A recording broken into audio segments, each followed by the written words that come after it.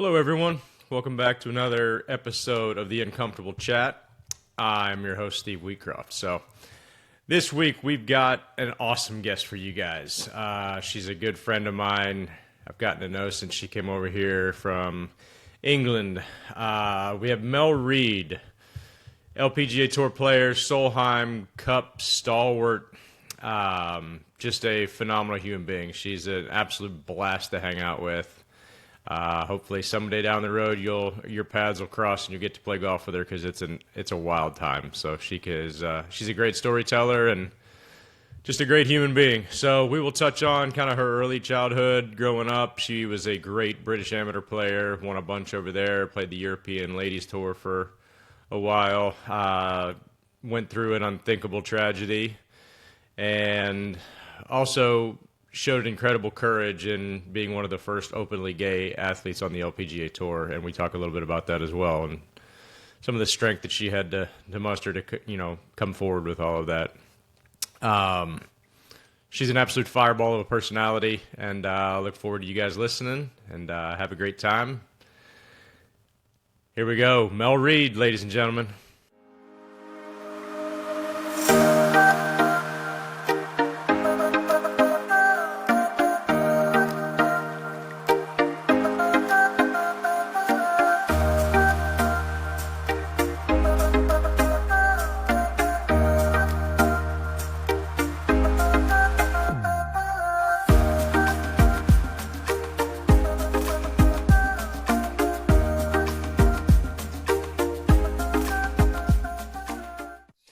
All right, 3, 2, 1, let's go.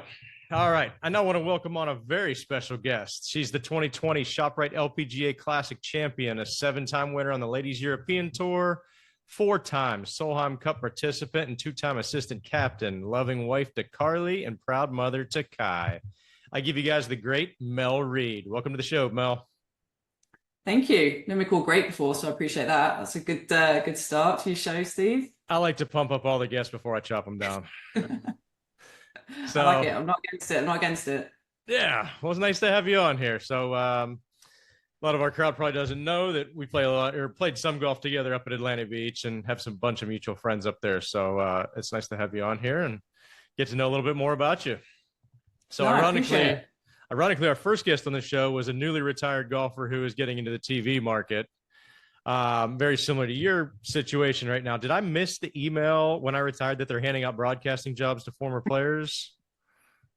Yeah, not retired just yet, but yeah, I mean, look, you know how it is. I'm not going to play golf for the rest of my life, and so just trying to discover other avenues and see what my interest in. And fortunate to be able to give, a couple of gigs at NBC, and I really enjoyed it. Really enjoyed the workplace, enjoyed being part of a team again, and yeah, we'll see where it goes. But yeah, so far I've really enjoyed it, and I have no idea what I'm doing, which I think is kind of authentic, and just kind of trying to be as real as possible and see where it takes me. And hopefully people can relate to that. And yeah, just trying to do my best. No, I think you'll be great on TV. I think the world of stuffy broadcasters is kind of, going away, to say the least. They're trying to get younger, a little more hip. They're trying to, get some fun in the golf entertainment world. So I think you'll do a great job there. So I know you said earlier privately that you got the Grant Thornton coming up here in December. You know who you're playing with? I know you've played down there quite a few times, and Grant Thornton's a great sponsor of yours. So who'd they set you up with this year? Yeah, I don't know yet. I actually put Miles as, obviously you know Miles really well. Miles Russell's name, you know him better than me, but I played a bit of golf with him, and think he's a great kid. Obviously, he's an unbelievable player. So I actually did put his name forward. So I'm waiting to hear back to see if that's going to be okay. But I did think I'd just throw his name in the hat. So I feel comfortable with him. I think it'd be a cool experience for him as well. And I think it would just be a really cool kind of connection to Atlantic Beach and Jacksonville. And yeah, so I was kind of the first name that I thought that I actually really wanted to play with. So we'll see how that goes. But yeah, other than that, I guess I'll probably have to think of somebody else. But Miles is certainly my first choice right now, and he's really good. So he'll probably have to have a sore back after the whole week carrying me. But I won't mind that. No, that's incredible. I didn't know that was going on. So I love little Miles to death, man. I mean, little Miles, he's 15 now, but I've been playing with him since he was 12, and the talent of that little dude is just off the charts. And he loves golf more than probably anybody I know. He just wants to get out there and practice every day, work on chipping, work on putting, hit balls. I mean, it doesn't matter the conditions. He's out at Atlantic Beach just working away. So, I mean, that's how you get to be the best 15-year-old in the world, I guess. But I'm excited Yeah, for no, his future. And he's an impressive young man as well, which I think is more important. Like I just really yes, like how his demeanor is and the way he handles himself. Like he's obviously got a lot of it, a lot of noise in his head, and I feel like, I think he's dealing with it as best as I've ever seen a young, I've seen a lot of talented young kids, and I think he's dealing with it the best that I've seen, which is actually really refreshing. And it's refreshing that he's got such a humble, stable family that isn't really pushing him too much. yep, And so, yeah, he's got honestly the world at his feet. It's now whether he wants it or not, but he's fantastic kid, and as you know, fantastic family as well. So looking forward to seeing how he does in the future. yeah. It's funny you say that. I sent him a text a couple days ago, and I said, "Hey, I started up a podcast, and I said, you gonna make me ask the question?" He's like, "Yep." I go, "Perfect. Can I bring your parents on the podcast?" And he's like, "What?" He's There like, you "I didn't see go. that one coming." And I said, "Well, I didn't think you would, but I want to get your parents on here because I think the world and the AJGA parents could learn a whole lot from them, and how they're not forcing you to play golf. They don't put pressure on you. If you play great, wonderful. If you don't, wonderful. They don't care. They love you just the same." And I think their model of parenting is more parents need to be like Joe and Kelly are. They're phenomenal, and I'd love to have them Yeah. on the pod just to talk to them a little bit, talk about the NIL deals, talk about how they've raised Miles and things that are important to them. So hopefully we'll get to that point here. He said he's definitely interested. I think his mom's a little shy to come on, but we'll get him. That'll We'll be get him good coming. because they are rare. They're a rare breed nowadays, and it's Yes. sad. Like we see all the time on the LPGA and PJ Tour. Like, but I've seen it firsthand on the LPGA. I mean, it's such a rare breed now as to just let their parents just, let the kids be free and Yep. actually do what they want to do. And if that's golf, then great. If not, then that's great also. But yeah, a lot of kids now are just kind of golf, golf, golf, golf, golf, and it's not. I've never seen it end well, to be honest. So yeah, no, definitely a nice breath of fresh air of a family. Yep. Perfect. I want to take a quick minute to thank our first ever sponsor at the Uncomfortable Chat, Slipstream IT, a company redefining IT for life sciences. At Slipstream, they partner with a purpose and believe in the power of technology and the life sciences to enable people to live healthier, more fulfilling lives. You can learn more about Slipstream at slipstream-it.com. Now back to Mel Reid. Well, you obviously had a very successful junior career with a bunch of wins in large British amateur events, including being picked to play in the 2006 Curtis Cup matches. Were you confident turning pro in 2007? And was your goal to play in Europe or make your way over to the States? Yeah, I mean, I think if you're not, we're just talking about milestone, but I think if you're not fearless at the age of, 18, 19, 20, I feel like you've really got no chance in the professional game because everyone is so tightly knit and so competitive and so good. I mean, it's just incredible now the amount of talent. But yeah, I mean, I was completely fearless.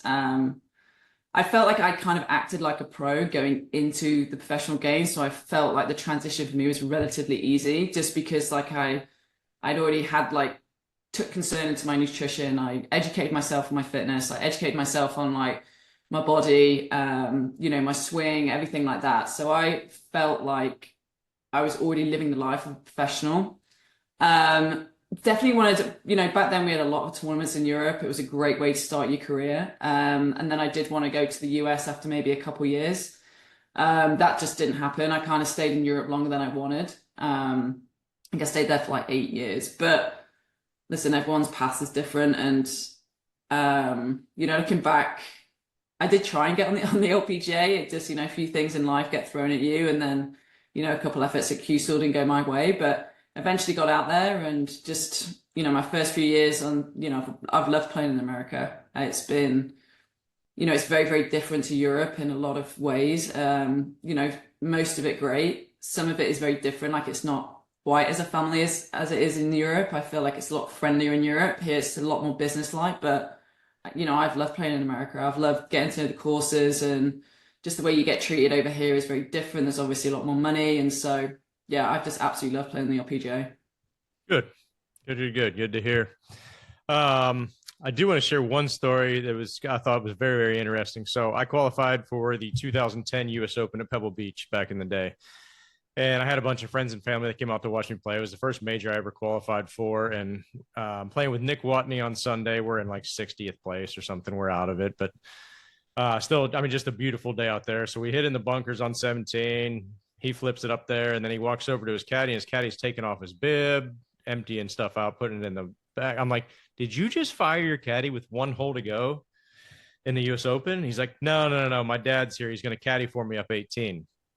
And I was like, God, that's such a brilliant move. I said, you care if I steal your ID? He's like, absolutely not. So I ran over and I got my dad, and he came over. And so we had our dad's caddy for us up the 18th hole at Pebble Beach in the U.S. Open. And That's awesome. It was one of the most incredible things. And, my dad obviously had no idea it was coming, but he came over and stood on the tee and he kept looking around. He's like, well, I think I'd hit driver. I'm like, of course you'd hit driver. You hit it 180 yards. And so he started like tearing up. I'm like, look, you need to hold it together. You see all those people up there, like they're watching me play golf right now, and I can't be tearing up because you're tearing up. So get it together and be a good caddy. Awesome. So that being said, I saw that your dad caddied for you in 2007 British Open.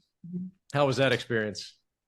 Yeah, well, he did qualifying for me. Obviously, we tried to qualify on the Monday, and I shot 2 under, and I thought that was good enough. My dad didn't. My dad actually drove home. I just hung around with my mum. So we had to drive home. He had work. He had meetings Tuesday and Wednesday. And so anyway, I called him. I said, oh, I've qualified. Not only did I qualify, I actually won the qualifying. He was like, oh. Well, shit, I better get back up there. So he ended up coming, I think, after the prom on the Wednesday. And yeah, we had 4 amazing days. It was just amazing as a family. We had to switch hotels like 4 times because we couldn't find accommodation anywhere. So it was a complete shit show all week. But just amazing memories, and I did all right. I think I finished 16th or something, top 20. But yeah, I mean, it was a really special moment for like us as a family. We all got a picture obviously on the bridge when I won top amateur, and yeah, just a really, really cool, humbling experience, and was really proud that I got to kind of spend that with, you talk about parents of, for example, Mars, like my parents were very similar. They, in fact, probably more so laid back because they actually had no idea how to raise me. And, when being an athlete, were like, we have no idea what we're doing. So just, we'll kind of buff you in when we think we need to, but we don't know what we're doing. So it was just a kind of a surreal experience for them, I think. I think they kind of realized in that moment that like, oh, wait, you may have a future in golf in your hands if you're able to do this. And so It was just, very humbling, very cool, very special moment for sure. Oh, that's awesome. That's such a cool moment. So I didn't realize it was at St. Andrews too. Yeah, St. Andrews, gosh. The first Women's British Open there. Yeah. Even better. So, cool. Well, you and I've obviously talked a bunch in the last couple of months about some of the stuff that I've been going through and some of the mental demons that I've been facing and trying to overcome. And I know you've had your series of mental demons, whether it was, missing out on Q school the first year and, the story, I didn't even know this story, and we can by all means cut this part if you're not comfortable talking about it. But, having your mom tragically pass in 2012 was heart-wrenching to read about a couple of days ago. And I can't imagine what you went through. I know that you threw yourself right back into golf and you somehow won the next week or, the next month, whatever it was, 3 or 4 weeks later. How were you able to cope during that time? And who did you lean on the most to help you through such a horrific event? And yeah, it's a funny one really. I don't know. I think I coped with it as best I could. I kind of I just wanted to kind of make sure my dad was okay for some reason. I've got a lot of siblings, but they're much older than me. They all have their own families, and so I was kind of, they would hate if they heard this, but if I was kind of left behind, and quite rightly so. Like I didn't have any real responsibilities apart from myself, so I took it,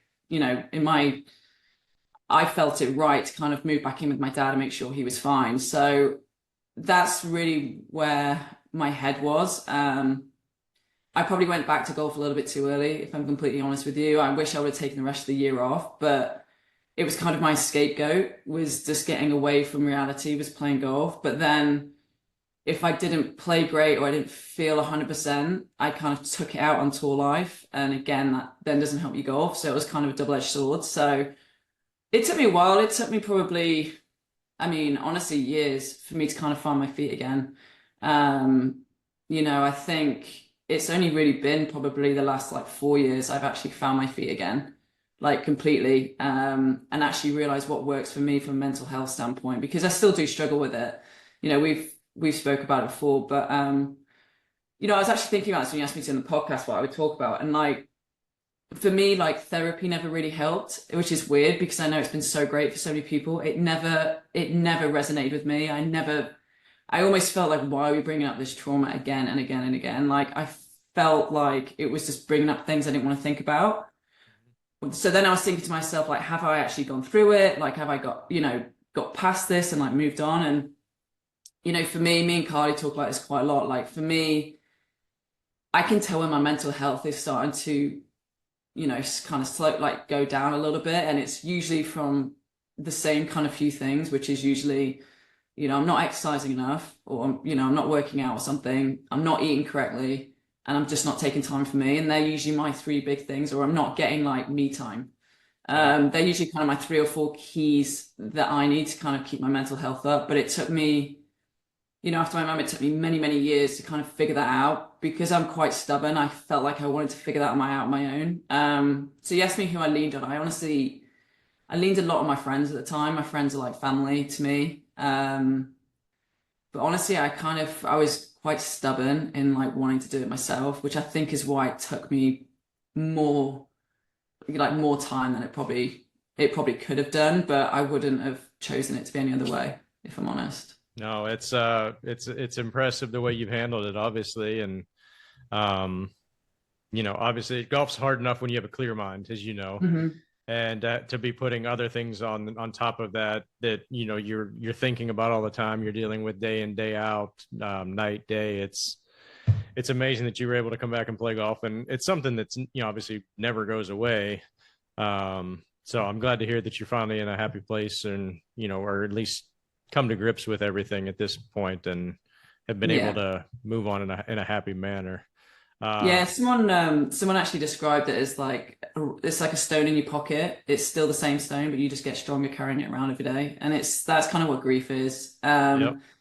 But yeah, I mean, I still struggle with obviously I still struggle with it, like especially having a little boy of my own now. Like it's, everyone kind of wants, their parents and their mum and stuff. But it's, yeah, I've certainly got a lot more intuitive, like I'm a lot more aware of like the signs where I can kind of feel myself going the left side, which is where I don't want to go. Yeah. Kind of want to keep to the right. But yeah, it's took me years. It's took me a whole decade to fit, and I'm sure in another decade it'll be a different tactic. It's constantly evolving.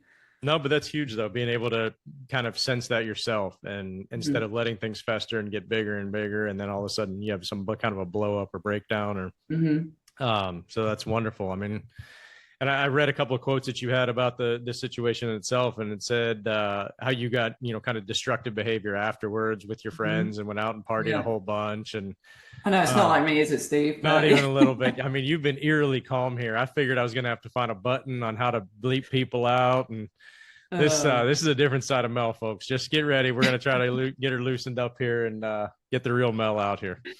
yeah, Um, but I but mean, I did though. I did. I was destructive, but I mean, people obviously exaggerate the stories, but I just wanted to forget, so I was just going out with my mates all the time. yeah, Like honestly, a normal 23, 24, 25-year-old person does, but yeah, being a, professional athlete and that being my livelihood, it just wasn't conducive to that lifestyle. And, yep. I quickly realized when I was missing cuts and losing money that, I probably should look, turn things around a little bit and turn them around pretty quick. And yeah, it was a very, very hard lesson to learn, but I learned it very quickly. Yep. A couple of quotes really stood out to me in your articles. And the one was, I was with a lot of people, but I was lonely. And Hmm. that's I mean, it's very similar to what I was going through. Obviously, it doesn't matter how many Hmm. people are around. You just feel isolated at all times, and you just want to be by yourself. And you do things to kind of make yourself get out, but you're not there wholeheartedly, Hmm. and your mind's always wandering somewhere else. And the second quote, which I absolutely loved, it says, "She's choosing to live a life of purpose at every turn, even amidst the tragedy that weighs her down more than any person would like to imagine. That's strength, and that's what I admire about her the most." Any guesses? Is that an article Carly wrote about me? It is. What a brilliant article, by the way. She's a good writer. I told her she needs to write a book. She's Yes, a very good writer, very that was talented. that was unbelievable article last night. I read it actually twice just Mhm. because once I Mhm. got done, I It's was a like, I very feel good like article, I yeah. missed something. I wanted to read it again. Um, yeah, you've always been very outspoken, kind of on the forefront of, you don't hide from too much. Let's put it that way. And I love that about you because I'm kind of the same way. I'm an open book and just say it like it is. And if people don't like Hmm. it, so be it. But that strength also was a factor in your 2018 decision to come out as one of the first openly gay athletes on the LPGA.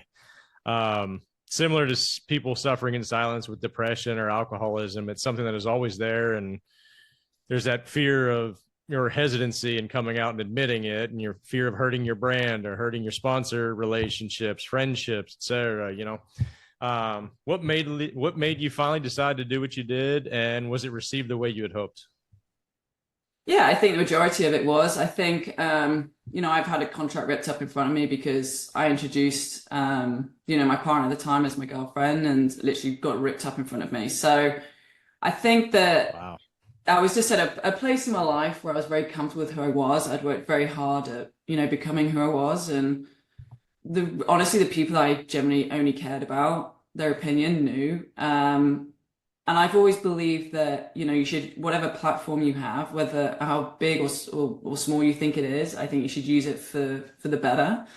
I've always wanted to help people, and I feel like, especially in the LGBTQ plus community, I feel like, there does need to be that voice, and I still believe that there should be that person or people that speak out.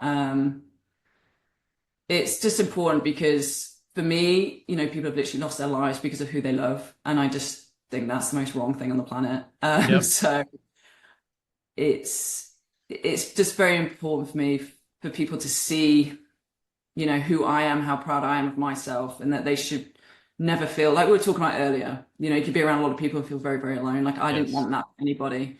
And it's just who I am. Yep. I'm not going to shy away from it. People can agree or disagree with it. Doesn't mean they have to completely choose their opinion on me just because of who I love. Yep.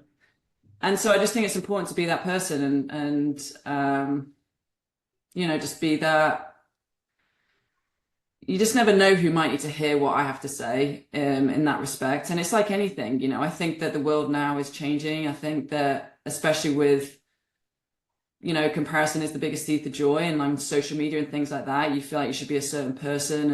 And even with other struggles like addiction and anything, mental health issues, anything, I just believe that it's a lot easier to go down that path now than it ever has before, because the Yes. world never switches off, and it can make you feel extremely lonely, and you feel that everyone else is having a better life than you are, and everyone is Yes. comparing to everybody else. And so for me, it's just, you just gotta listen. The basic of it is I'm just trying to help. There might be someone out there that doesn't feel represented and doesn't see representation in the LGBTQ plus community or any community or anything that I'm trying to say. But if one person sees that through me, then I've done the right thing. And that's all it's about, honestly. It's just about representation. Correct. No, I think it's an incredibly selfless decision on your part because your whole goal of that is trying to help other people. And that's why Right. when I released my story a few weeks ago, it was the same thing. Like, I don't need to put my Mhm. laundry out there for people. Like, there's a lot of people that probably very much question what I did. And, why would you put that stuff out there? But it's the same thing. It's like, I'm tired of stories like Grayson Murray happening when, if I could do something to help prevent any of that, if I help one guy come off of that, dark time in their life, then it was worth every bit of it because I know what I went through and it's a living hell day in and day out. And if Mhm.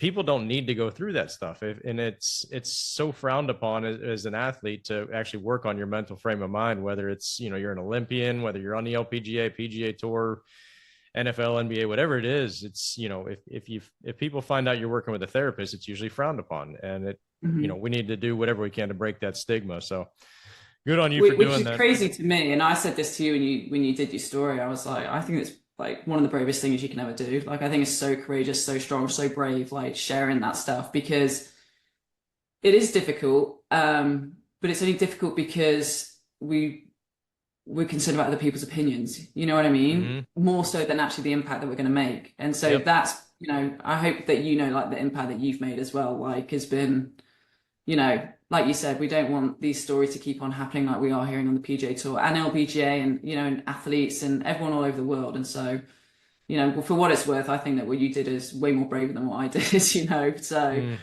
I don't know about yeah, I'm that, but sure I you've definitely appreciate you made a huge saying that. impact, I'm sure. Well, the one thing I love about you is that neither one of us give a shit what anybody thinks about us. And No, no, exactly. No, if exactly. if if you don't like it, it's not going to keep me up at night. I can promise you that. No, So, no, exactly. well, beautiful. Let's hit you up with the six pack of questions here. Six quick hitting, easy questions. Oops, you know what? I take that back. I forgot Solheim Cup matches. I don't know how I missed this part. So Solheim Cup matches. You played in 4 and were an assistant captain in 2. I assume you're a fan favorite in the team room, and a nightmare to play against. How were those weeks for you? And what I would give to have a camera in one of your team rooms? Yeah, I mean, look, my personality is so against the grain in golf because I'm such a team player. Like, I was meant to play team sports through and through. Played team sports all growing up, and so listen, every 2 years when Solheim's coming up, I'm desperate to get on that team. If I'm not on that team, I desperately want to be part of that team. And so I've been fortunate to be part of a few now. And, my role has definitely shifted over the years. But I mean, it's just, yeah, it's seriously like one of the best weeks like of my life. Like the one that we just had, a couple of weeks ago. Yeah, we lost, but one of the best weeks of my life. Like I just feel like the girls really come out of their shell, their personalities. There's like a strength inside them that even they didn't know, like in a team setting. And it's, the camaraderie, the banter, like you can just see everybody getting more comfortable throughout the week. And that's just what I absolutely love. And just everyone just coming together and just being a unit just for 1 week every 2 years and Yep. absolutely try and destroy the Americans is just a thing of beauty. And yeah, it's just, it literally builds friendships for life and just, the atmosphere and even on the American side, like just the actual competition itself is just, electric. And we all have a few beers at the end of the week. The Americans usually come in our team room because we obviously have the better party, even if they win. So they usually all kind of overflood our team room and it's just celebrating, honestly, just an amazing showcase of, women's golf. And it's just, yeah, just an unbelievable week, something I'm very passionate about. And hopefully I'm a part of many, many more. Yep, I think you hit it on the head with one word there: passion. I think those weeks are incredible to watch. Just watching the passion, but the players that rallying around each other as a team. I'm assuming you had a bunch of good partnerships out there. Did anybody stand out in particular other than Leona Maguire? Yeah. Oh, yeah. I mean, listen, I've been very fortunate. I was, kind of paired with Laura, my rookie one, and then, which obviously is a dream come true. Good friend of mine now, but like was an absolute icon growing up. Yep. Was the reason I took up the game of golf. Then me and Carlotta Sagando, again, an amazing friend of mine, one of my best friends. The passion, and then. Yeah, then I got put with Leona, who absolutely hated me at the start of the week. I think she pretty much hated me up until about the eighth hole on the Friday morning. So, I may but have now been told to ask you that. yeah, I know she, no, she did hate me. I remember, so we, Katrina Matthew obviously is like, Mel, you're going to play with Leona. And I was like, wait, this is a joke. I was like, she hates me. She's like, no, I need you to like do this role. And I was like, oh God, okay. So we're playing a practice round, and she's obviously not said a word to me. So, and I'm trying my hardest, and I just went, "Look, you don't like me, do you?" She's like, "No," and I was like, "Is there anything I can do for you not to hate me as much as you do?" She was like, "Yeah, basically just stay out of my way." And I was like, "Well, I'm not going to do that." I said, "Just give me like this afternoon." I said, "I'm going to shoot you some like banter, and I'm going to shoot you some of this." And she was like, "Well, yeah, whatever." Anyway, by the end of the day, she actually sat next to me at dinner. So I thought, well, this is progress. And then, yeah, then we just absolutely killed it for like 2 days and just became like really good friends randomly. But yeah, she's very quiet. She's very opposite of me, very quiet, very kind of calm. Um, she's just very thoughtful in what she says, not like a jabbermouth like me. Just an all-round, honestly, just top girl and fierce as hell competitor. I Yeah. mean, yeah, she's a we call her the Lion for a reason. Yeah. And she's just, yeah, she's a fantastic girl and obviously the spine of Solheim Cup. And, yeah, she's just a great person to be on our team. So we're very, very grateful that she's Good. on our team. You're going to ask something else, aren't you? Nope. Nope. Your boy Georgie Okay, had good. me ask you that one. So I talked to Jorge this morning. He's like, "Yep, you need to ask her about this pairing. It was an interesting setup, to say the least." Oh, good. No, I mean, when I say she hated me, I mean, her sister hated me as well. Her sister never spoke to me. She's like, I hate you as well. I was like, cool. That's like, cheers.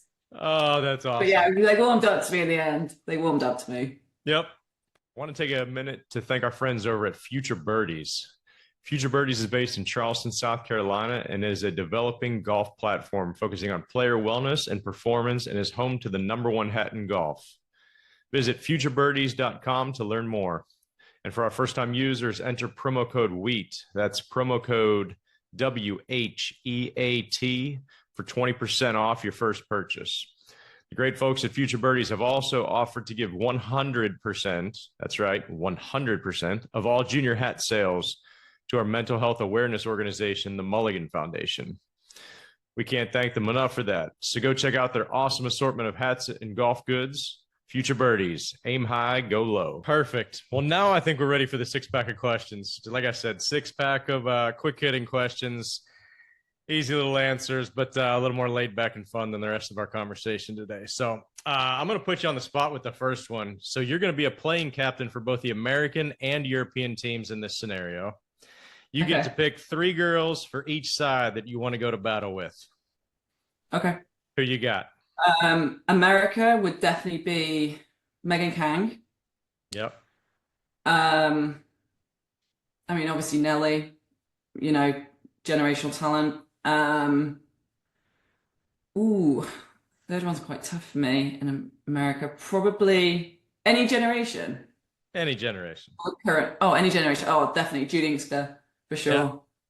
Yeah, for sure. Bulldog. Then my side, it has to be Laura Suzanne Carlotta.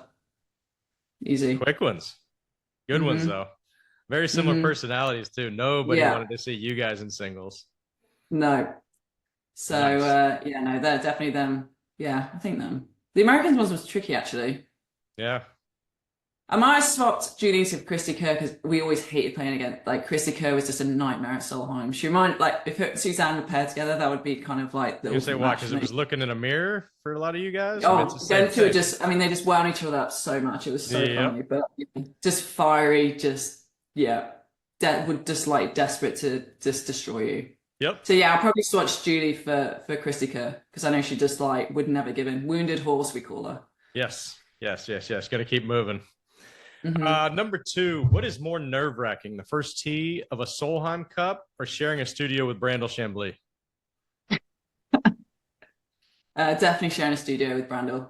Yeah. Definitely. My first time on set with him, I was pretty nervous. I didn't really, obviously I watched him on TV and then I was like, oh, I don't know how he's going to react with me, like a bit of a newbie, don't know what I'm doing. But we actually hit it off. Great guy. Despite people's opinions, I will stick up for the guy. I think he's been fantastic with me. Could not have been nicer. Taught me a lot, and one of the hardest working guys I've ever met. So, but definitely more nerve-wracking working with him the first time. I heard you were a little nervous there, and then you said something during a commercial break that got him going and kind of broke the tension. Yeah, and I said a really inappropriate story about someone, and he just was like, "You said what?" And so that's kind of what broke the ice. Yep, there's the real Mel right there. Oh, perfect. All right, number 3. So you're in incredible physical shape and you take your fitness very seriously. I need to know your top 3 cheat meals that you might splurge on. Oh, easy. Pizza, number 1. Russo's Pizza. Russo's Pizza. There we go. Good old pie from Joe. I love a good like English like pie, like a steak and Guinness pie, steak and kidney pie, chicken pie. And then my third one would probably be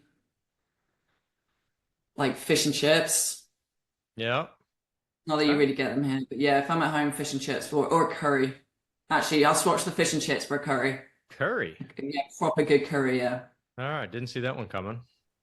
It's the national dish for Britain. All right. Is it really? Yeah. It's like the most popular dish in England. Yeah, it's a curry. I never would have guessed that. I just assumed it was fish and chips. Yeah, I know. All right. I'm actually going to swap out number 4 here and ask you a very common question that we ask a lot of golfers. Have you ever sent your caddy to China and then decided not to go to the tournament? Okay. I don't know. Who have you got that from? You got that from Drew, didn't you? No, definitely not. Okay, luckily he was a good friend of mine. I did accidentally tell him I accidentally forgot to tell him that I'd withdrawn from the event.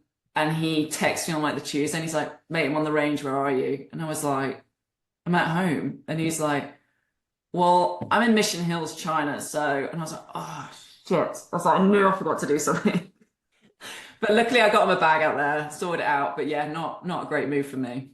That is incredible. You Yeah, it sent was your bad. caddy to China and didn't Yeah. show.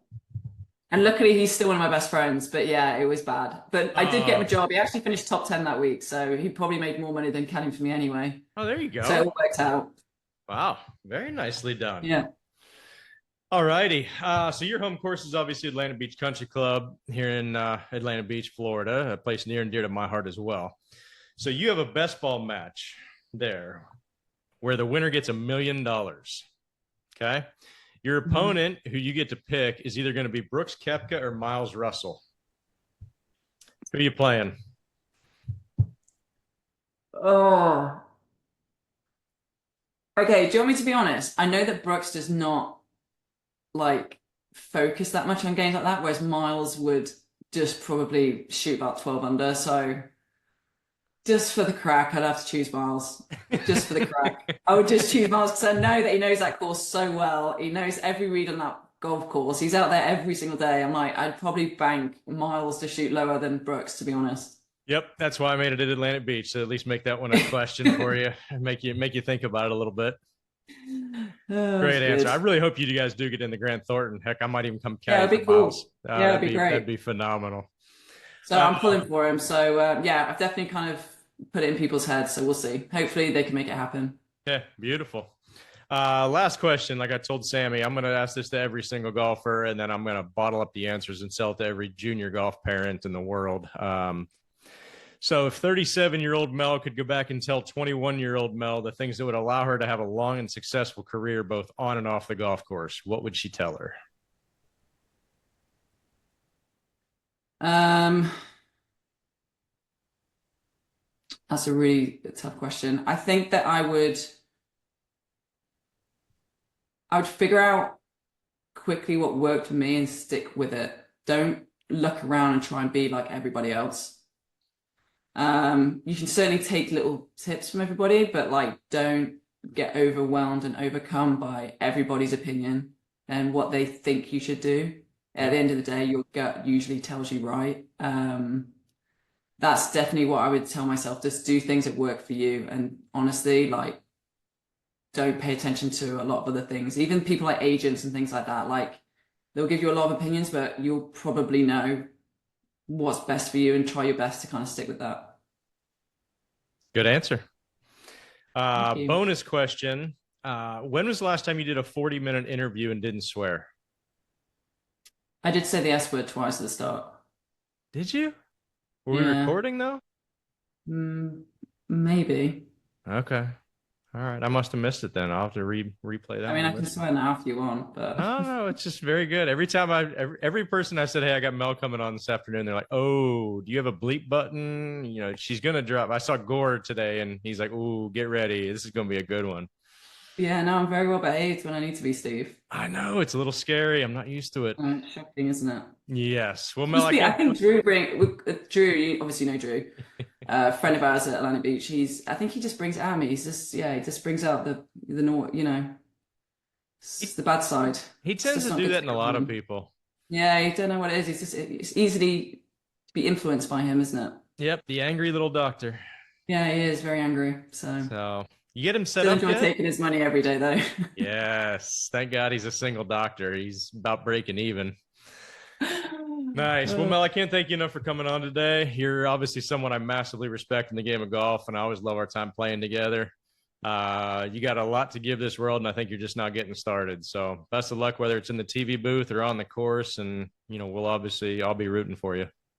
Appreciate it, man, and thank you as well. Proud of you, mate. You know that. Thanks. Appreciate you, Mel. Take care of yourself. Bye. All right. Bye. Beautiful. Nice job. All good. Appreciate Finished up it. right Thank at you, three, mate. too. So you're good to go. All right, man. Glad it worked out. Appreciate you. Have a good one. Yeah, you too. Take care. Bye. Bye. All righty, folks. That was the impeccable Mel Reid. Hope you guys enjoyed that as much as I did recording it. She's just a fun person to get to know, and I really enjoyed the conversation. I thought it was a great insight into kind of the way her mind works, and how she got through a lot of those unspeakable tragedies with her mom, and how she leaned on friends and her dad, and how she, but more importantly, I guess than anything else, is how she understands her own mental health now and can help kind of police her own mental health, for lack of a better phrase. And I think that's awesome. I think that I wish more people would do that once they realize that they're in a bad place. Hey, why am I in a bad place? Why am I thinking these negative thoughts? So I thought that was awesome. On a side note, who the hell sends a caddy to China and forgets to say that, hey, I'm not coming anymore? I've never heard anything like that. I thought that was a brilliant story. And, luckily he made some cash along the way, so it worked out for everybody. But just want to thank you all for listening, and stay tuned for the next one. I'm not sure who the next guest is going to be. We've got a couple on deck, but I'm sure it'll be a good one. So thanks again for listening, and take care.